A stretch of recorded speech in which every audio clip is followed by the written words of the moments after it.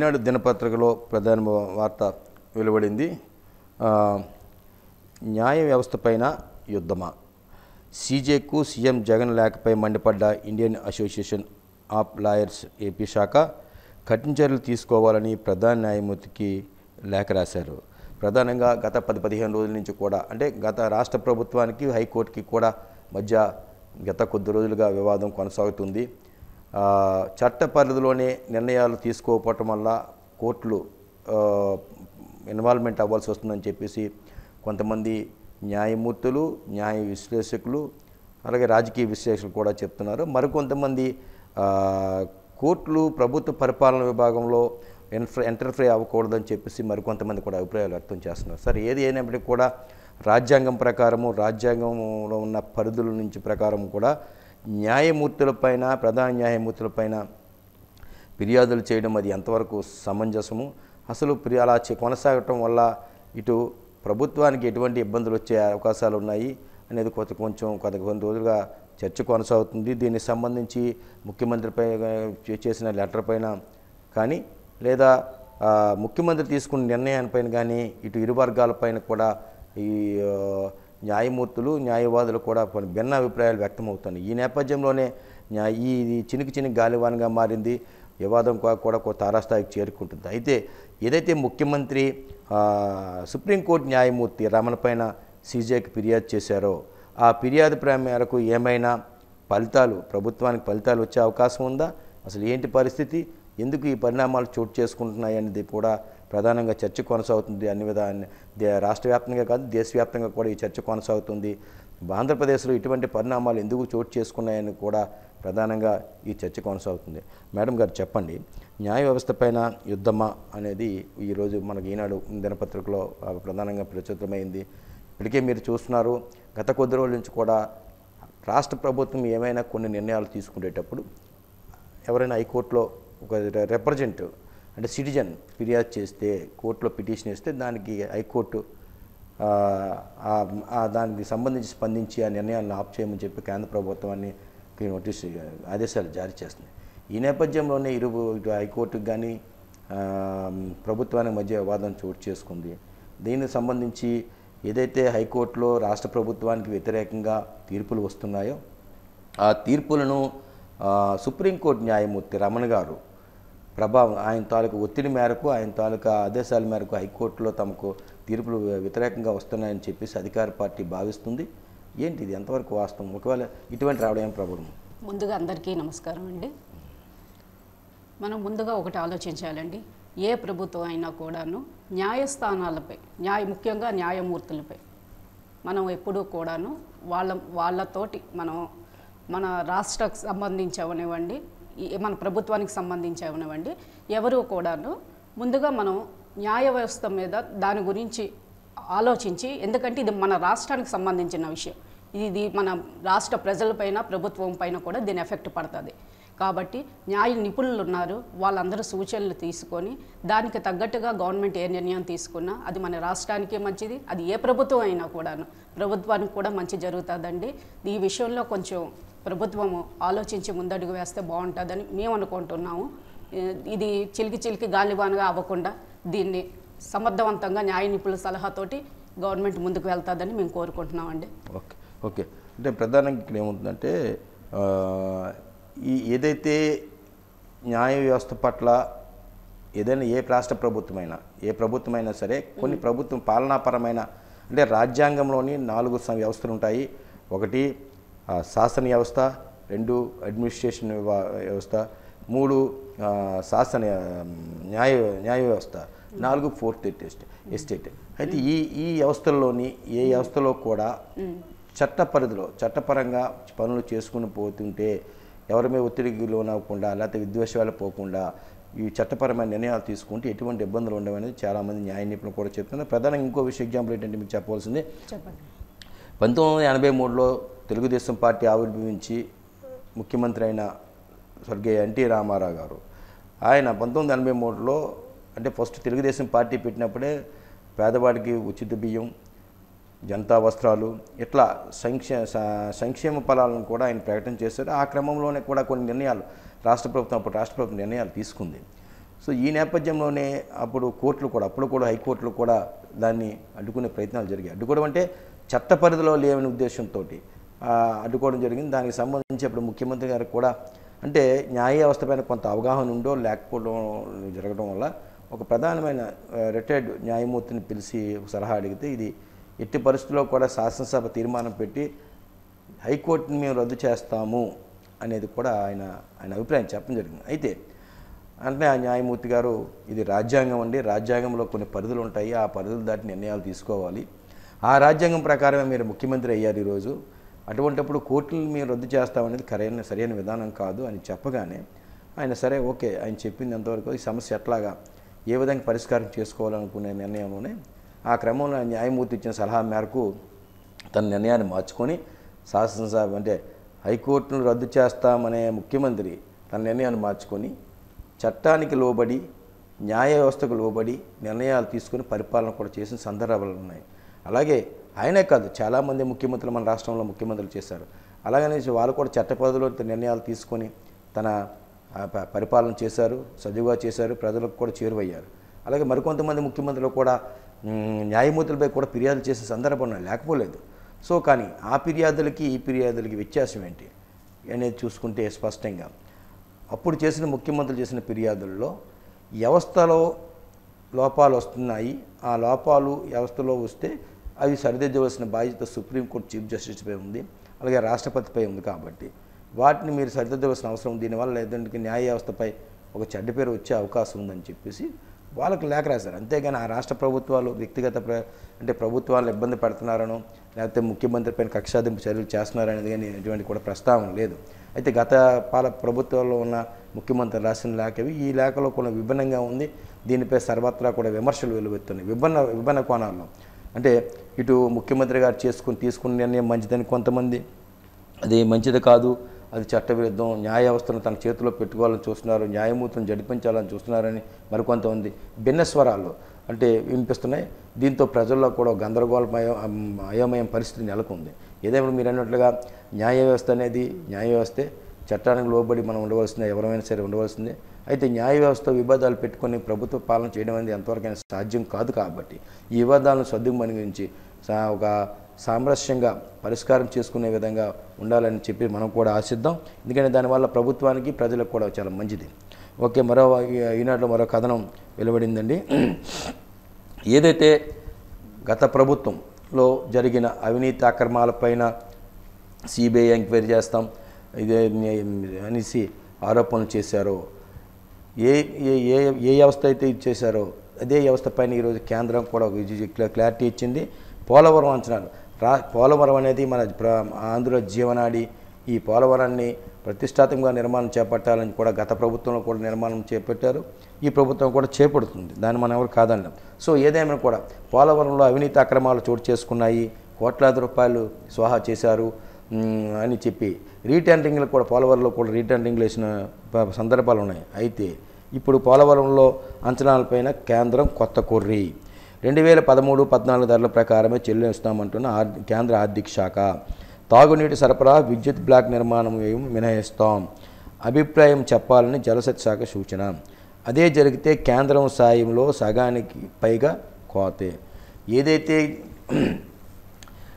Polavaram project నిర్మాణానికి కేంద్ర ప్రభుత్వం అందిస్తున్న సాయంలోని ప్రభుత్వం ఏ ప్రభుత్వం కూడా ఏడాదికి ఒకసారి తన అంచనాలను పనులకు సంబంధించిన వ్యయాలను అంచనాలు కూడా వేసిస్తుంది. ఆ క్రమంలోనే ప్రభుత్వం కూడా అంచనాలు వేసిచ్చింది. 2017-18కి గాను 47,725.24 కోట్లు అంచనా వేసిచ్చింది. అయితే దీనికి సంబంధించి కేంద్ర ప్రభుత్వం ఏదైతే రాష్ట్ర ప్రభుత్వం పంపించిందో అంచనాలను తిరస్కరిస్తూ మేము 2013-14 సంబంధించి ధరల ప్రకారమే బిల్లు చెల్లిస్తామని చెప్పి కేంద్రం చెప్తుంది.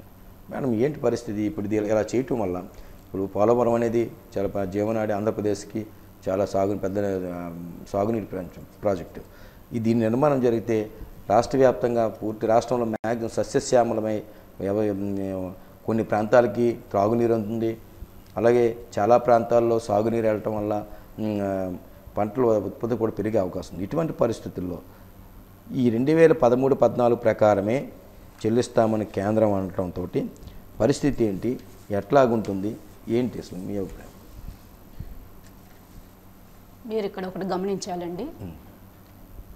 మరి అప్పుడు టీడీపీ గవర్నమెంట్ ఉన్నప్పుడు చాలా అక్రమాలు జరిగిపోయాయి, చాలా అవినీతి జరిగింది ఈ ప్రాజెక్టులు అని చెప్పారు.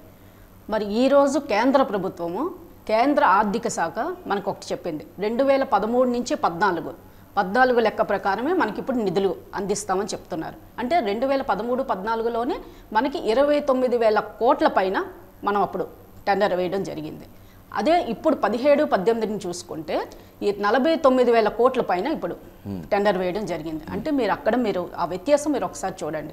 ప్రజలందరూ ఇది గమనిస్తున్నారు. ఇది నిజంగా మరి 13-14లోనే అవినీతి జరుగుంటే మరి ఆ సంవత్సరం ప్రకారం మనకి ఎలా మరి సెంట్రల్ గవర్నమెంట్ మనకి ఎలాగ కేంద్ర ప్రభుత్వ ఆర్థిక శాఖ మనకి ఎలాగ నిధులు ఇస్తుంది. అది కాకుండా ఇందులోని ఇంకోటి గమనించాలి.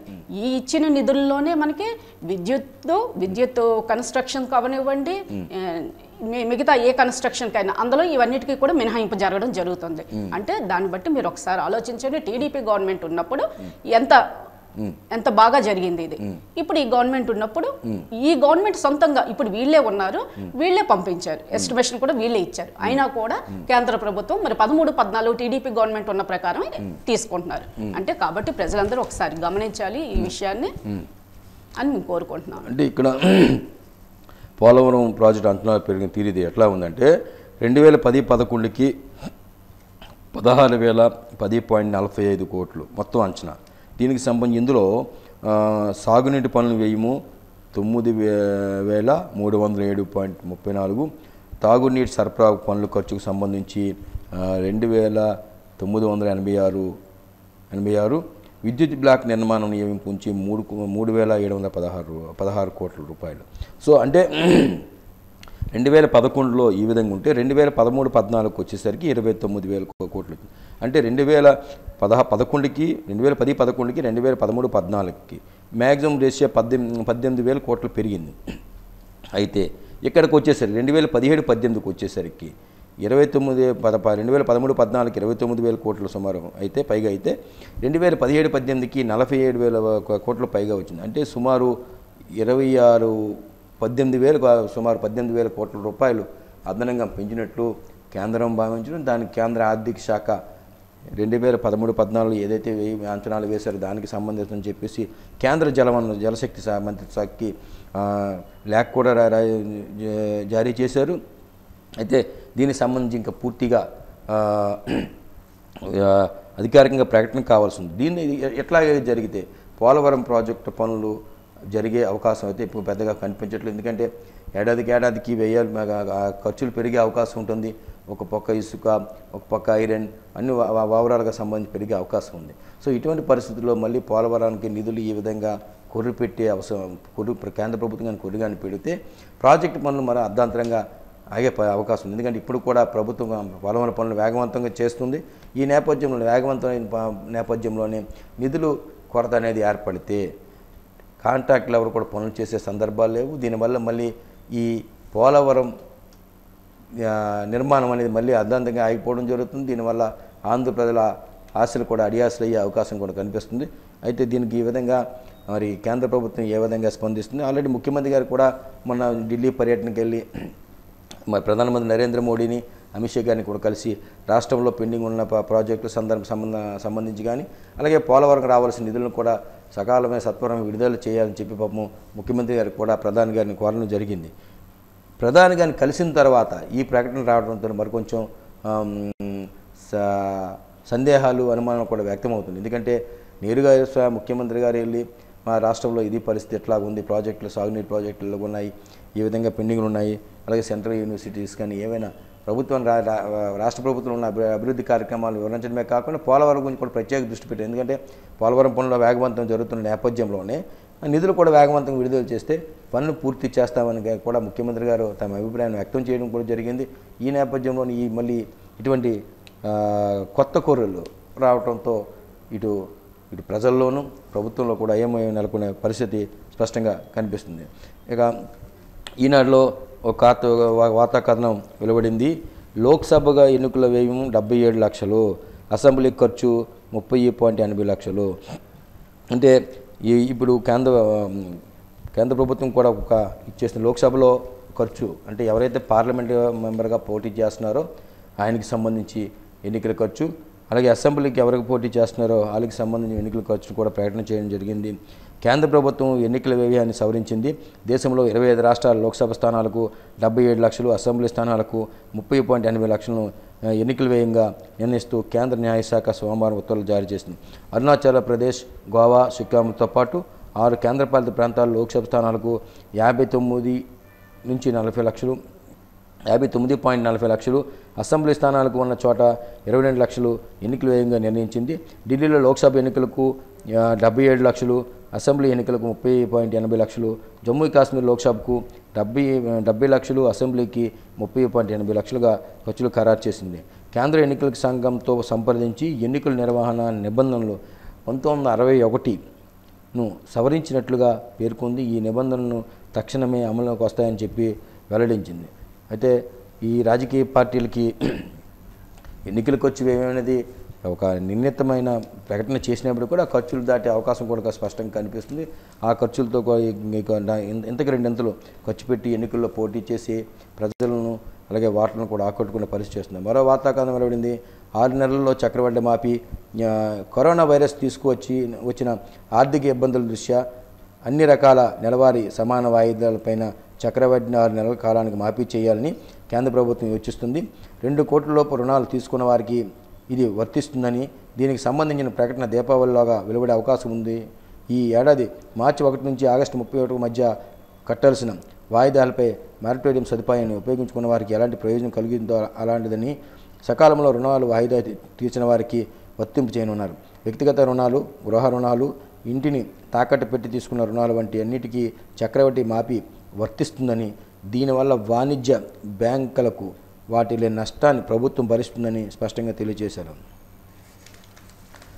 ఇక ఆంధ్రజ్యోతి దినపత్రికలో వచ్చిన వార్తా కథనాలను చూసుకుంటే, ఆంధ్రజ్యోతి దినపత్రికల్లో ఈరోజు ప్రత్యేకమైన వార్తా కథనం వెలువడింది. ఇదైతే తెలుగుదేశం పార్టీ రాష్ట్రంలో ఒక నూతన కమిటీని కూడా ఏర్పాటు చేసుకుంది. ఈ కమిటీలో కూడా బీసీలకి అధిక ప్రాధాన్యత ఇస్తూ, అంటే ఓవరాల్గా 60%, అంటే ఎస్సీలను కలుపుకొని 60% పాటు ప్రాధాన్యత తెలుగుదేశం పార్టీ ప్రాధాన్యత ఇస్తూ కమిటీలను కూడా ప్రయోజనం. అచ్చెన్నకు తెలుగుదేశం పార్టీ పగ్గాలు. తెలంగాణకు రమణ కొనసాగింపు. పాలిట్ బ్యూరోలోకి బాలయ్య, కోల, గల్లా, కళ, బొండ, పేతాని, బొచ్చయ్య చౌదరి, అనిత, గుమ్మడ సంజారాణి. కేంద్ర కమిటీలో 22 మంది. ఉపాధ్యక్షులుగా ప్రతిభాభారతి, గల్లా అరుణకుమారి, కోట్ల సూర్యప్రకాష్ రెడ్డి, సత్యప్రభ, లోకేష్ మల్లి ప్రధాన కార్యదర్శి. బీసీలు మా వెంటే, పార్టీ పెదవుల్లో బీసీలకు పెద్దపీట. ఈ 17 నెలల్లో రాష్ట్రాన్ని వైసీపీ భ్రష్టు పట్టించింది. ప్రభుత్వ వైఫల్యంపై కాలుకు గజ్జి కట్టి పోరాడుతానన్న టీడీపీ రాష్ట్ర అధ్యక్షుడు అచ్చెన్నాయుడు, టీడీపీని అధికారానికి తెస్తామని, ఎట్టి పరిస్థితుల్లో కూడా ప్రజల పక్షాన పోరాటం చేసి ప్రభుత్వం చేస్తున్న వైఫల్యాలను ఎండగడతామని చెప్పి అచ్చెన్నాయుడు నిన్న మీడియా సమావేశంలో కూడా వెల్లడం చేయడం జరిగింది. ఏదైనా కూడా తెలుగుదేశం పార్టీ గత నెల రోజుల కిందట ఏదైతే రాష్ట్రాలు జిల్లాలకు సంబంధించి పార్లమెంటరీ పార్టీ అధ్యక్షుల నియామకాల్లో కూడా ఎక్కువగా యువతకే ప్రాధాన్యత ఇస్తూ అందులో కూడా బీసీలకు ప్రాధాన్యత ఇవ్వడం కూడా జరిగింది.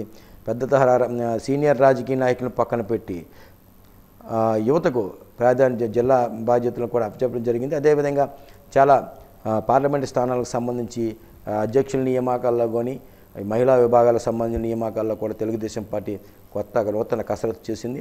2022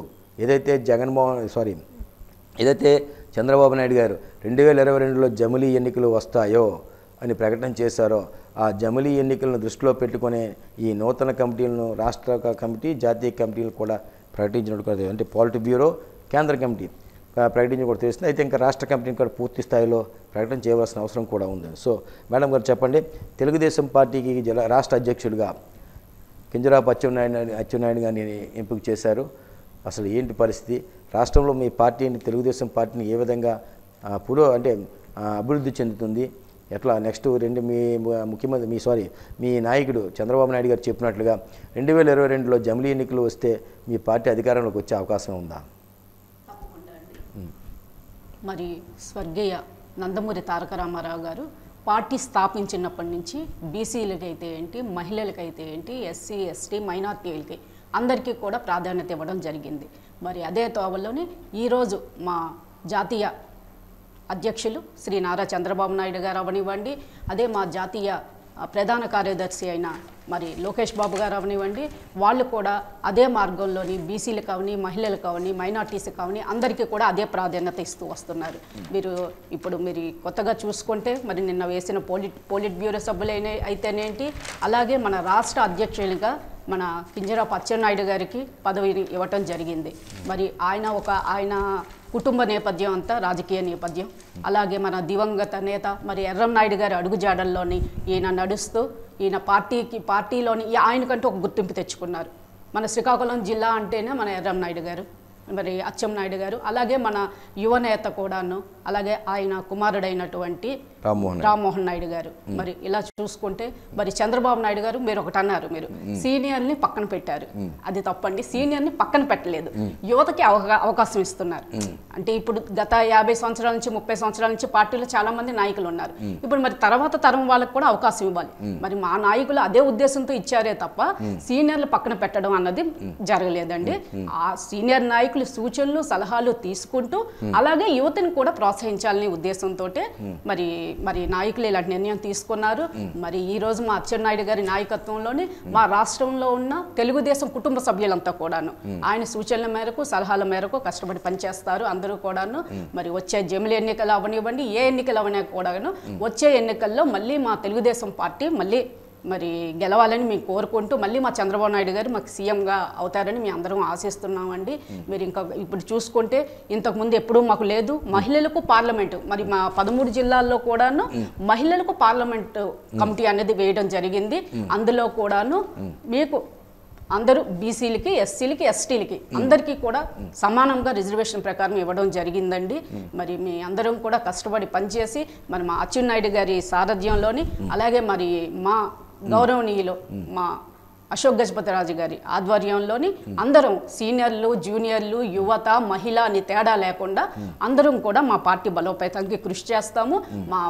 మా ప్రయత్నం అంతా ఒకటే, వచ్చే ఎన్నికలు అది జమిలి ఎన్నికలు అవనివ్వండి, ఏ ఎన్నికలు అవనివ్వండి, స్థానిక ఎన్నికలు అవనివ్వండి, ఏ ఎన్నికలైనా కూడాను మళ్ళీ మా తెలుగుదేశం పార్టీయే మళ్ళీ గెలుపు ధ్యేయంగా మీ అందరం పనిచేస్తామని మీకు తెలియజేస్తున్నాం. అంటే మేడం గారు నిన్న వైఎస్ఆర్సీపీ అంటే ఏదైతే రాష్ట్ర ప్రభుత్వము బీసీ కార్పొరేషన్ సుమారు 56 సంఘాలుగా కులాలని కార్పొరేషన్లు ఏర్పాటు చేసింది. కార్పొరేషన్ ప్రకటించేసిన తర్వాతే ఈ టీడీపీ బీసీలని ప్రాధాన్యత ఇస్తూ పార్టీలో పాలిట్ బ్యూరోలో కానీ కేంద్ర కమిటీలో కానీ స్థానం కల్పించారు అనేది వైసీపీ వాళ్ళ ఆరోపణ. మీరేమంటారు? లేదండి, మీరు ఒకసారి గమనించండి. మీరు గమనించినట్టుగా అయితే ఇప్పుడు మేము కొత్తగా మా చంద్రబాబు నాయుడు మా నాయకులు ఈ రోజు వాళ్ళు ఏదో కమిటీలు అనౌన్స్ చేశారని చెప్పి ఏదో తొందరపాటు నిర్ణయం అయితే తీసుకోలేదు. మనకి అచ్చెన్నాయుడు గారు మీకు తెలిసే ఉంటుంది. అచ్చెన్నాయుడు గారికి ఈ పదవిని ఇవ్వడం బాధ్యతలు అప్పచెప్పడానికి ఆల్రెడీ ఇంతకు ముందే నిర్ణయం తీసుకున్నారు. కాకపోతే సమయానుకూలంగా ప్రకటించడం జరిగింది అంతే తప్ప వాళ్ళు ఏదో ప్రకటించారని వాళ్ళు బీసీలకు ప్రాధాన్యత ఇచ్చారని మేము ఇవ్వటం అది జరగదు, అది అసత్యం అండి. అది మాత్రం కరెక్ట్ కాదు. మా నాయకులు ఎప్పుడు ముందు నుంచి కూడా కష్టపడే మా పార్టీలోని ఎప్పుడు కూడా మీరు గమనించండి, పార్టీ కోసం కష్టపడే వాళ్ళకి ఎప్పుడు కూడా సముచిత స్థానం ఉంటుందండి. అది మాత్రం మీరు గమనించండి. ఇప్పుడు మాకు ఇప్పుడు అచ్చెన్నాయుడు గారు కొత్తగా పార్టీలోకి రాలేదే, కొత్తగా ఆయన బీసీ ఆయన కాదు కదా, ఇప్పుడు వాళ్ళు ప్రకటించారని చెప్పి మేము ఏదో హడావిడిగా మా నాయకులు ప్రకటించడానికి అందుకని చెప్పేసి ఆయనకి తగిన స్థానం ఇవ్వాలని చెప్పేసి మా పార్టీ ఇచ్చింది. ఆయన కూడా ఇప్పుడు తీసుకున్న నిర్ణయం అయితే మాత్రం కాదండి, తొందరపాటు నిర్ణయం అయితే అది కాదు. మేడం గారు అంటే ఈసారి అంటే కమిటీల్లో అంటే ఇదివరకు జిల్లా అధ్యక్షుని ఎన్నుకునేవారు, అయితే ఈసారి అంటే ఏదైనా ముందస్తు చర్యల్లో భాగంగా అంటే కొంచెం పొలిటికల్ సీనియర్ నాయకులు కాబట్టి ఏదో ముందు చూపుతో ఒకవేళ ఏమైనా జిల్లాల సంఖ్య పెరిగే అవకాశం ఏదైనా ఉన్నా లేకపోతే ఇంకో విధంగా ఉన్నా ఏది కారణాలైనా సరే దాన్ని పరిగణలో తీసుకొని మీ నాయకుడు చంద్రబాబు నాయుడు గారు జిల్లా అధ్యక్షులు కాకుండా పార్లమెంటరీ స్థానానికి ఒక్కొక్క అధ్యక్షుని ఎంపిక చేశారు. ఈ నేపథ్యంలోనే విజయనగరం జిల్లాకు పార్లమెంటు నియోజకవర్గానికి సంబంధించి అధ్యక్షులుగా క్రిమిడి నాగార్జున గారిని మీ పార్టీ ప్రకటన చేసింది. అలాగే ఇక విజయనగరం పార్లమెంటరీకి సంబంధించి మహిళా విభాగానికి సంబంధించి అధ్యక్షులుగా సుబాడ వంజాక్షి గారిని, జనరల్ సెక్రటరీగా మీకు కూడా పార్టీ అవకాశం కల్పించింది. మీరు అంటే పార్టీలో చాలా రోజులుగా మీరు పార్టీలో ఉంటున్నారు, పార్టీ కృషి చేస్తున్నారు. సో మీకు ఈ జనరల్ సెక్రటరీ పదవి రావటంతో మీరు ఎట్లా ఫీల్ అవుతున్నారు? మీరు ఏ మేరకు ఈ పదవి వచ్చిన తర్వాత పార్టీని ఏ విధంగా బలోపేతం చేసే ప్రయత్నం చేస్తారు? అలాగే మీ పార్టీలో సీనియర్ నాయకులు కూడా ఇక్కడ మన విజయనగరం జిల్లాలో ఉన్నారు, వాళ్ళని ఏ విధంగా కలుపుకొని పోతూ పార్టీ పురోభివృద్ధికి ఏ విధంగా కృషి చేస్తారు? మహిళల పట్ల జరిగే సంఘటనల పట్ల కానీ, అంటే దాడుల పట్ల కానీ ఏ విధంగా స్పందిస్తారు ఏంటి? నేను ఒకటే చెప్పదలుచుకున్నానండి, మీకు ఇంత ముందు కూడా చెప్పాను. పార్టీలోని కష్టపడిన వారికి, ప్రతి ఒక్క కార్యకర్తకి కూడాను సరైన అవకాశాలు తప్పకుండా వస్తాయి. కాకపోతే కొంచెం టైం పట్టచ్చు, దానికి కాదన్న, కాకపోతే గుర్తింపు అన్నది తప్పకుండా లభిస్తుందండి. దానికి ఎగ్జాంపుల్ నేను పార్టీలోని ఏ చిన్న పదవి ఏమనివ్వండి, ఏ పెద్ద పదవి ఉందా లేదని కాదు, పార్టీ కోసం మనం ఎప్పుడు కష్టపడాలండి. పార్టీ కోసం కష్టపడిన ఏ కార్యకర్తకైనా కూడా పార్టీ తప్పకుండా అండదండలు ఉంటాయి, పార్టీ తప్పకుండా గుర్తిస్తుందండి. అలాగే నాకు ఈ పోస్ట్ రావడము మా అశోక్ గజపతిరాజు గారి ఆశీస్సులతోటి, అలాగే మా అతిథి మేడం గారితోటి, అలాగే మా జిల్లాలో ఉన్న వివిధ హోదాల్లో ఉన్న నాయకులు అందరి సహాయ సహకారాలతోటి నాకు ఈ పదవి, నన్ను నమ్మి నా మీద నమ్మకంతో నాకు ఈ బాధ్యతలు అప్పచెప్పారు. నేను నా సాయి శక్తిలో కూడా పార్టీ కోసం కష్టపడతానండి. అలాగే మరి మీరు అన్నట్టుగా మన జిల్లాలో కానీ మా పార్లమెంట్ నియోజకవర్గంలో ఎక్కడ మహిళలపై దాడులు అవనివ్వండి, ఏవైనా ఏ సమస్య వచ్చినా కూడాను అది కొంచెం ప్రభుత్వ దృష్టికి తీసుకెళ్లి వాళ్ళకి తగిన న్యాయం చేకూర్చేలాగా మేము చూస్తామండి. నా సాయి శక్తిలో పార్టీని అందరినీ, మా జిల్లాలోని పెద్ద నాయకులు అయితేనేంటి, కార్యకర్తలు అయితేనేంటి, మహిళలు అయితే ఏంటి, ముఖ్యంగా యువత అందరినీ కూడా కలుపుకొని నేను వెళ్తానండి. నేను పార్టీ కోసం నా సాయి శక్తిలో నేను కృషి చేస్తానండి. అంటే తెలుగుదేశం పార్టీ నూతన ఏదైతే పోలిట్ బ్యూరో కానీ కేంద్ర కమిటీలో కానీ ఈ రెండు కమిటీల్లో కూడా బీసీలకి ప్రాధాన్యత ఇస్తూ ప్రకటన చేసింది. అలాగే రానున్న కూడా రాష్ట్ర కమిటీని కూడా ప్రకటించే అవకాశం కూడా ఉంది. అయితే ప్రధానంగా ఏదైతే తెలుగుదేశం పార్టీ ఆవిర్భావంలో అప్పుడు స్వర్గీయ ఎన్టీ రామారావు గారు ఎటువంటి నిర్ణయాలు తీసుకున్నారో యువతకి ప్రాధాన్యత ఇస్తూ, ఈరోజు ఉన్న సీనియర్ నాయకులందరూ కూడా అప్పుడు ఎన్టీ రామారావు గారు పార్టీ పెట్టినప్పుడు యువకులే. సో ఆ విధంగా ఆ నేపథ్యంలోనే ఎన్టీ రామారావు గారు ఏదైతే నిర్ణయాలు తీసుకున్నారో ఆ మేరకు కూడా చంద్రబాబు నిర్ణయాలు తీసుకోవటం, జిల్లాల వారీగా పార్లమెంటరీ నియోజకవర్గ సంబంధిత అధ్యక్షులకు కూడా యువతనికి ప్రాధాన్యత ఇచ్చారు. పెద్దవాళ్ళకి ఏదైతే సీనియర్ నాయకులు ఉన్నారో, సీనియర్ పొలిటీషియన్స్ ఉన్నారు, వాళ్ళు సూచన సలహాలు తీసుకొని యువతకు కూడా ప్రాధాన్యత ఇవ్వడం జరిగింది. అలాగే తెలంగాణ రాష్ట్రానికి వచ్చేసరికి తెలంగాణ రాష్ట్ర అధ్యక్షుడిగా ఎల్ రమణ మరోసారి ఎన్నికయ్యారు. ఎందుకంటే ఈయన గత 3 పర్యాయాలుగా ఆయన పార్టీ అధ్యక్షుడిగా కొనసాగుతున్నారు. మళ్ళీ యథావిధిగా ఆయన కూడా కొనసాగే అవకాశం ఉంది, అధ్యక్షుడిగా ప్రకటించడం కూడా జరిగింది. ఏదేమైనా కూడా విజయనగరం జిల్లాలో కానీ లేకపోతే రాష్ట్ర వ్యాప్తంగా కానీ పార్టీ పురోభివృద్ధికి అందరూ కలిసి పనిచేస్తాము. పార్టీ అధ్యక్షుడు అచ్చెన్నాయుడు గారికి ఏదైతే బాధ్యత మాకు అప్పచెప్తారో ఆయన సూచనలు సలహాలు, అలాగే జిల్లాలో ఉన్న సీనియర్ నాయకుల సలహాలు సూచనల మేరకు పార్టీ పురోభివృద్ధి కృషి చేస్తామని చెప్పి బేగం గారు మనకు తెలియజేశారు. అయితే ఆంధ్రజ్యోతిలో మరో కథనం వెలువడింది. జగన్ క్రైస్తవుడని ఎలా చెప్తారు? ఆధారాలు లేకుండా సీఎం మత ప్రస్తావన. పిటిషనర్ ప్రశ్నించిన హైకోర్టు ఆధారం ఉంటే సమర్పించాలని ఆదేశం, ప్రతివాదిగా గవర్నర్ పేరు తొలగింపు. తిరుమల శ్రీవారి ఆలయంలో హిందూయేతర వెళ్ళేటప్పుడు డిక్లరేషన్ ఇవ్వాల్సి ఉంటుందని, కానీ అన్యమతస్థుడైన సీఎం జగన్ అందుకు విరుద్ధంగా వ్యవహరించారన్న పిటిషనర్ వాదంతో హైకోర్టు విభేదించింది. సీఎం జగన్ హిందువు కాదని క్రైస్తవుడిని ఏ ఆధారంతో చెబుతారని ప్రశ్నించింది. ఇలాంటి ఆధారాలుంటే తమ ముందుంచాలని పిటిషన్ ఆదేశించింది. ఆధారాలు లేకుండా సీఎం మతం గురించి మాట్లాడడం సరికాదని పేర్కొంది. తగిన ఆధారాలుంటేనే తదుపరి విచారణ కొనసాగిస్తానని స్పష్టం చేసింది. అదేవిధంగా పిటిషనర్లో ప్రతివాదిగా గవర్నర్ పేరును ప్రస్తావించడాన్ని ఆక్షేపిస్తూ దాన్ని సుమోటోగా తొలగిస్తున్నట్లు ప్రకటించింది.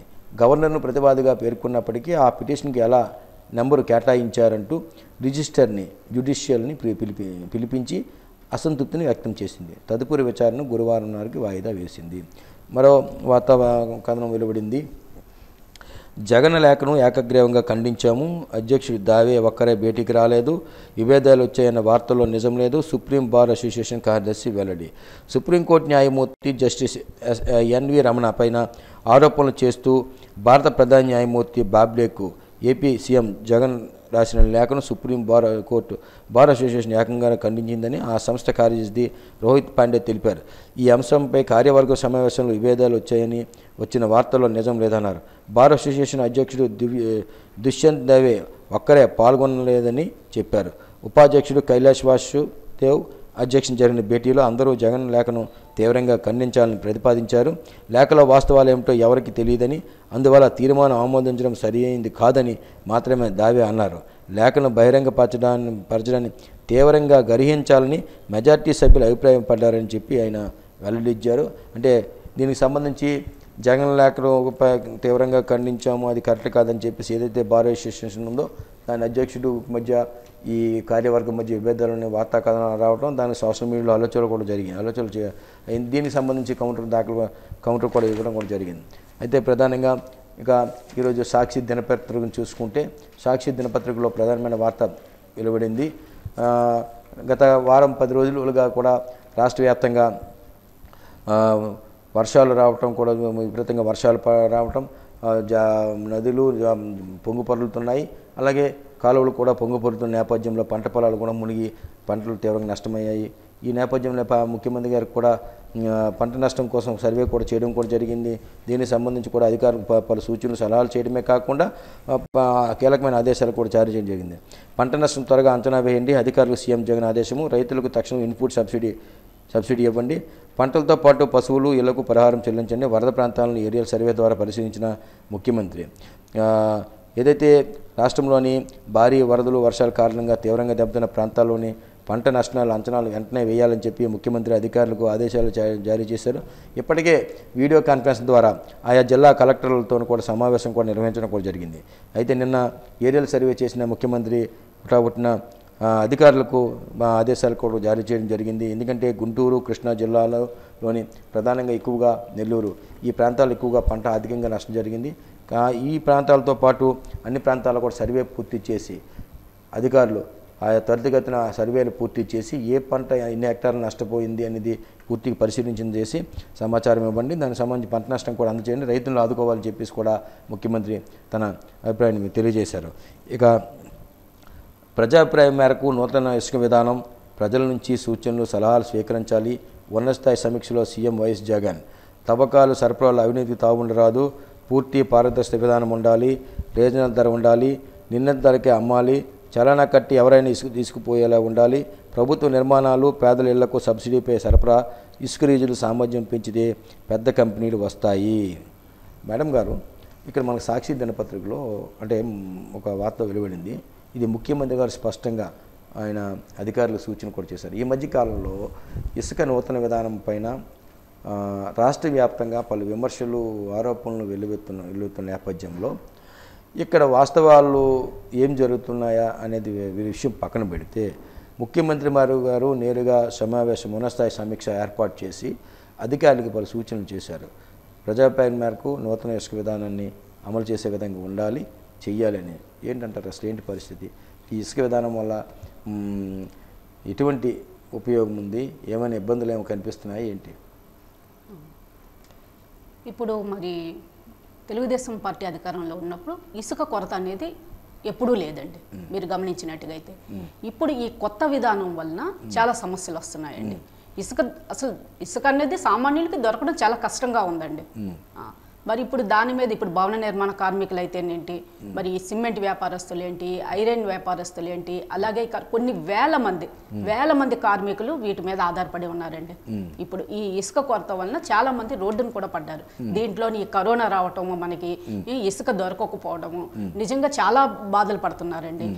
ఈ విధానం వలన ఈ విధానాన్ని తీసి గవర్నమెంట్ సామాన్య ప్రజలకు అందుబాటులో ఇసుక దొరికేటట్టు కొంచెం చూస్తే దీని మీద ఆధారపడ్డ నిర్మాణ కార్మికులైతేనేంటి, భవన నిర్మాణ కార్మికులైతేనేంటి, వ్యాపారస్తులైతేనేంటి, వినియోగదారులు అయితేనేంటి, అందరూ కూడాను అందరికీ కూడాను కొంచెం రిలీఫ్గా ఉంటుందండి. ఇది ఇప్పుడు సామాన్యుడు ఇల్లు కట్టుకోవడం చాలా కష్టంగా ఉందండి.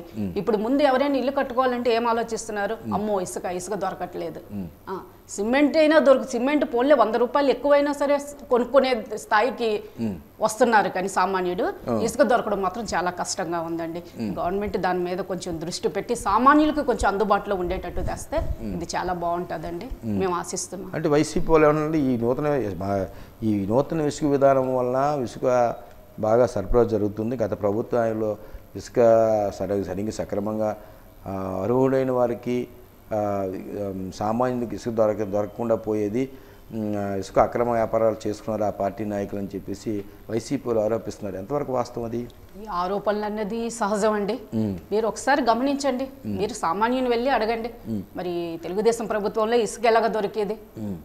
ఒక ఇల్లు నిర్మించాలంటే సామాన్యుడు ఒక ఇల్లు నిర్మించుకోవాలంటే అప్పుడు ఇసుక ఎలాగ దొరికేది. ఇప్పుడు అదే సామాన్యుడు ఇల్లు కట్టుకోవాలంటే ఇసుక ఎలా లభిస్తుంది? అది ఒకసారి మీరు గమనిస్తే మరి అర్థమవుతుంది. ప్రజలు కూడా చూస్తున్నారు. మరి ఆ ఇసుక మీద కొంచెం ప్రత్యేకమైన దృష్టి సాధించి మరి ప్రభుత్వం సామాన్యులకు అందుబాటులో ఇసుకను తీసుకొస్తారని మేము రిక్వెస్ట్ చేసుకుంటున్నాం అండి.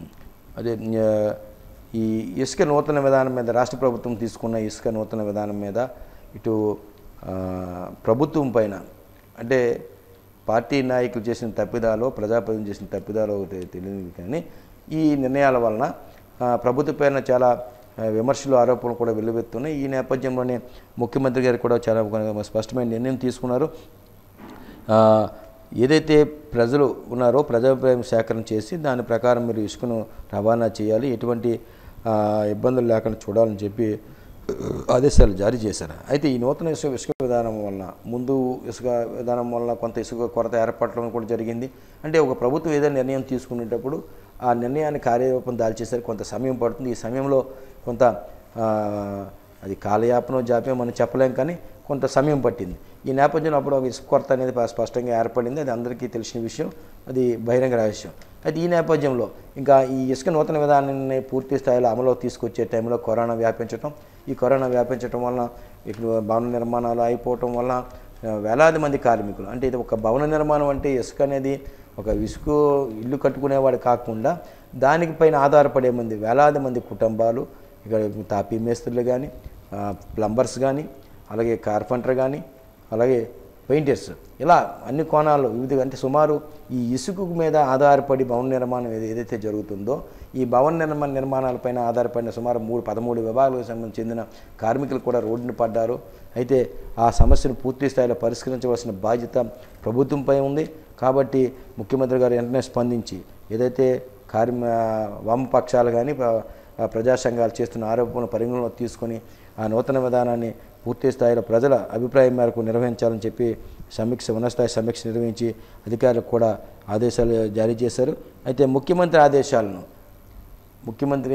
ఆదేశాలను ప్రభుత్వ నిర్ణయాన్ని దాన్ని పారదర్శకంగా అమలు చేయవలసిన బాధ్యత ఇక్కడ అధికారులపై ఉంది. సరే, ఇంకా